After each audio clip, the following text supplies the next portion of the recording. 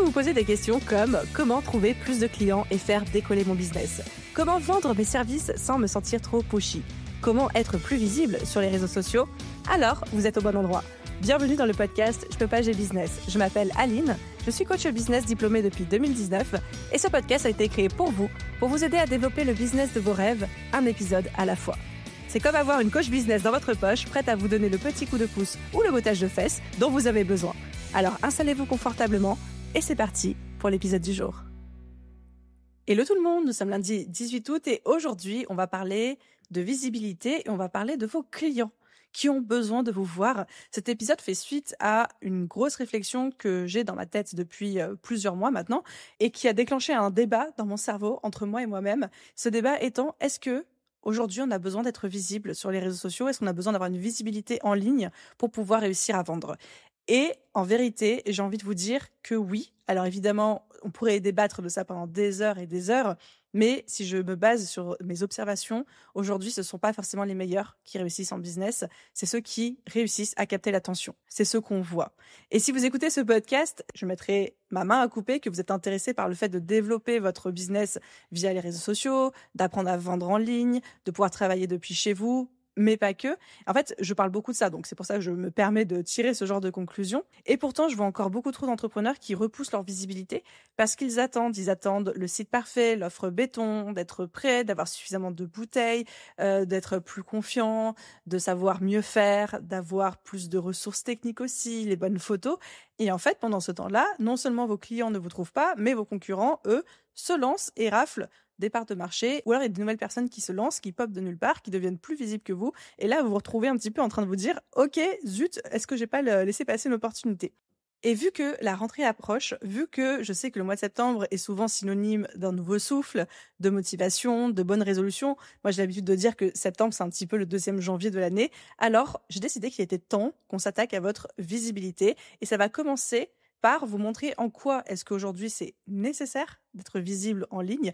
Toutes les plus grandes marques le sont, toutes les plus grandes marques sont en train de développer une voix, pour ne pas dire même un personal branding, et surtout comment le faire concrètement, même si vous avez l'impression aujourd'hui de ne pas être prêt du tout.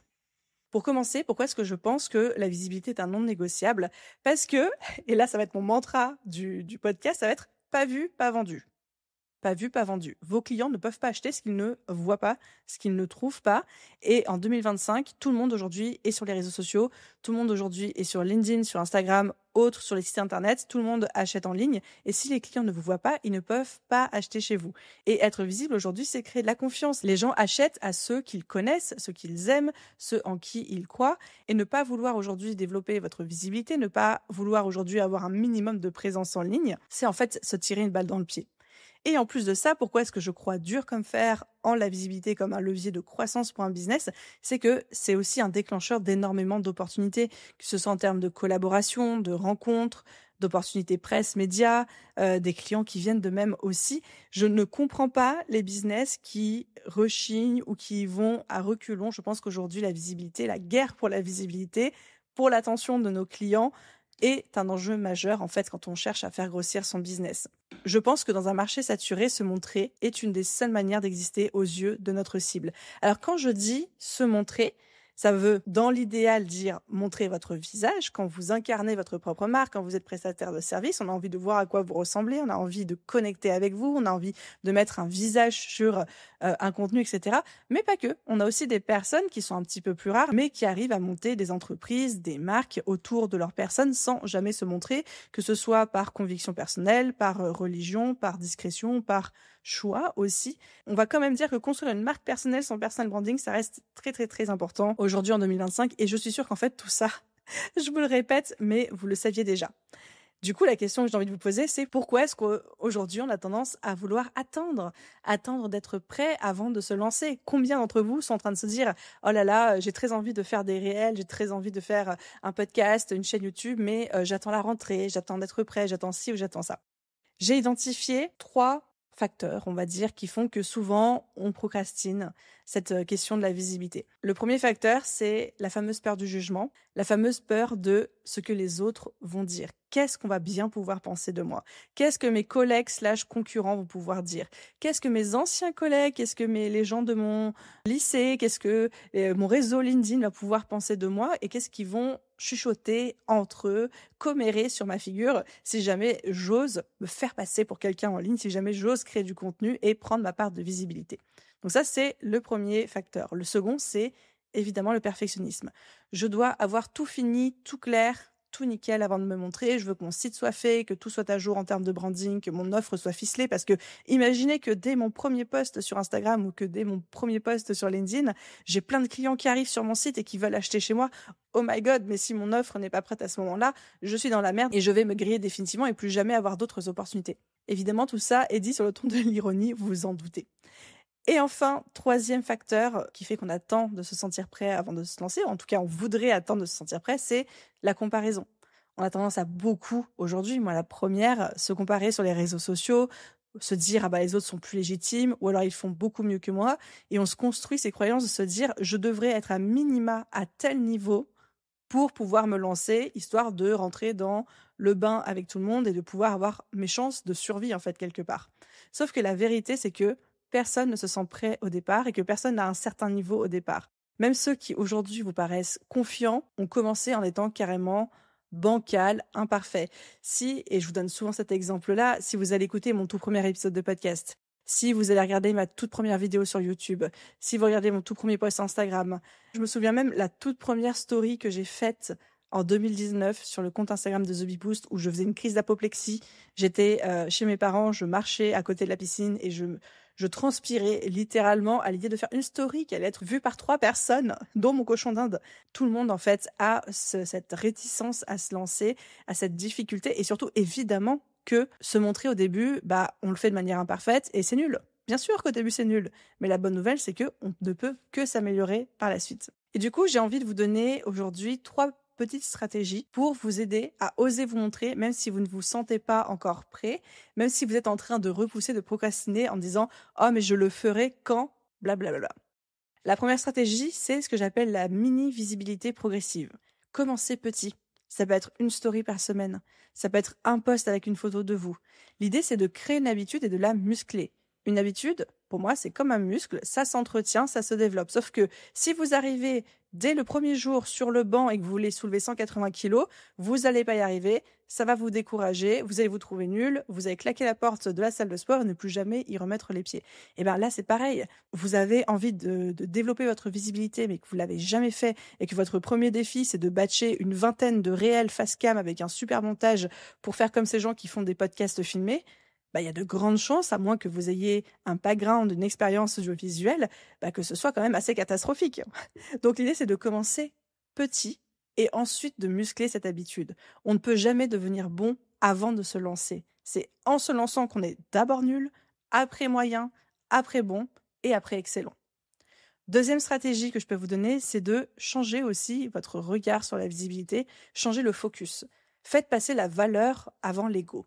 Qu'est-ce que je veux dire par là? C'est qu'au lieu de penser « Oh là là, mais si je me rends visible, qu'est-ce qu'on va dire de moi? Qu'est-ce que les gens vont penser? Qu'est-ce que les gens vont critiquer? Mes cheveux, ils sont pas assez bien, et mes machins ci, et machin ça. » L'idée, c'est de dire à la place « Qu'est-ce que je peux apporter à mon audience? Qu'est-ce que je peux transmettre aux gens qui me suivent et aux gens qui vont consommer mes contenus? » Et de ne pas en faire une histoire autour de vous, donc une histoire d'ego, mais en faire une histoire autour des autres. Et je pense que c'est un des insights, moi, qui m'aide à progresser dans ma création de contenu, même si, évidemment, comme tout le monde, parfois, j'ai les biais de « Ah, je suis pas assez...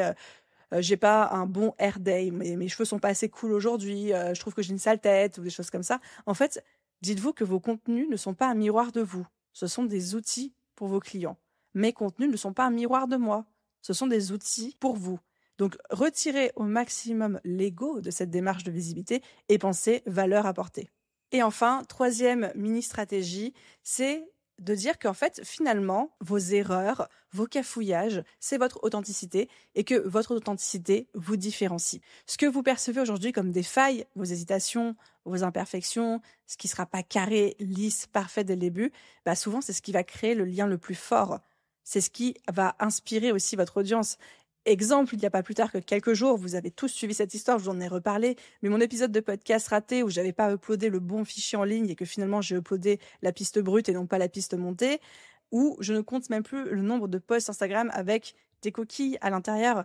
Et en fait, le fait de se montrer imparfait, de se l'autoriser, ça va autoriser vos clients, vos abonnés, votre audience à être imparfaits eux aussi. Ça inspire beaucoup plus qu'une perfection lisse.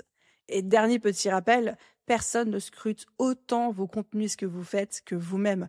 Même si les gens remarquent quelque chose, même si, allez, je pousse le bouchon le plus loin possible, même si quelqu'un voit que vos cheveux, ils sont bizarres, et il se fait la réflexion, ah dis donc, ses cheveux sont bizarres, est-ce que vous croyez que le soir, il va y repenser? Non, ça va lui traverser l'esprit pendant 30 secondes, et je vous garantis que cette personne a d'autres problèmes dans sa vie, et qu'une heure plus tard, elle aura complètement oublié la chose, et qu'elle sera pas en train de débriefer le soir à table avec sa famille, à quel point vous aviez fait un live aujourd'hui dans lequel une de vos mèches de cheveux partait en couille. Pas du tout. Personne ne scrutera vos contenus autant que vous-même et ne vous jugera autant que vous-même. Donc, avec tout ça, j'avais envie de vous proposer un petit plan d'action express que vous pouvez mettre en place dès aujourd'hui, n'attendez pas la rentrée, pour tacler cette question de la visibilité. Première étape, ça va être de clarifier votre objectif du moment. Pourquoi est-ce que vous voulez être visible? Est-ce que c'est pour attirer des clients? Est-ce que c'est pour avoir plus de crédibilité? Est-ce que c'est pour bâtir votre notoriété? Pourquoi est-ce que vous voulez être plus visible? Deuxième étape, choisissez un format simple et répétez-le une fois par semaine. Un réel face cam, des stories, une vidéo YouTube, un podcast, ça peut être ce que vous voulez, mais quel serait le format le plus simple pour vous à créer, à produire selon votre niveau, vos envies, votre business et autres, et tenez-y vous. Étape numéro 3, publiez cette semaine. Je vous mets au challenge de publier cette semaine un contenu que vous n'auriez jamais osé poster, même si ça vous paraît imparfait. Pourquoi est-ce que je vous lance ce challenge? Tout simplement parce que la visibilité aujourd'hui est importante. Toutes les grandes marques sont présentes sur les réseaux sociaux, qu'il y ait un personal branding ou non. Tous les entrepreneurs aujourd'hui le sont aussi. Donc pour moi, aujourd'hui, la visibilité n'est plus vraiment une option, même s'il existe évidemment des dizaines de manières de le faire. Il y a des degrés aussi avec lesquels on le fait. On n'est pas obligé non plus de s'afficher H24 sur les réseaux sociaux, mais en tout cas, la visibilité n'est pas une option aujourd'hui et vous ne serez jamais prêt à 100%. Vous deviendrez prêt en pratiquant, mais vous ne serez jamais prêt en amont. Donc, c'est le moment parfait aujourd'hui pour s'y mettre. Et pour finir, évidemment, je commence à vous le teaser de plus en plus dans ces épisodes de podcast, mais en septembre, je vais sortir un tout nouveau programme qui justement va mettre l'accent là-dessus, le fait de vous accompagner pas à pas si vous avez besoin que quelqu'un vous prenne par la main pour développer une visibilité qui déjà attire les bons clients, qui vend, mais qui aussi vous correspond, qui est naturel pour vous et qui n'est pas quelque chose où vous avez l'impression de devoir incarner un rôle qui n'est pas vraiment vous. Si ça vous parle, restez connectés, ça arrive très vite. Merci de m'avoir écouté jusqu'au bout, je vous souhaite une merveilleuse journée, soirée, après-midi, nuit, où que vous soyez, et j'ai hâte de vous retrouver déjà demain dans le prochain épisode. Bye tout le monde!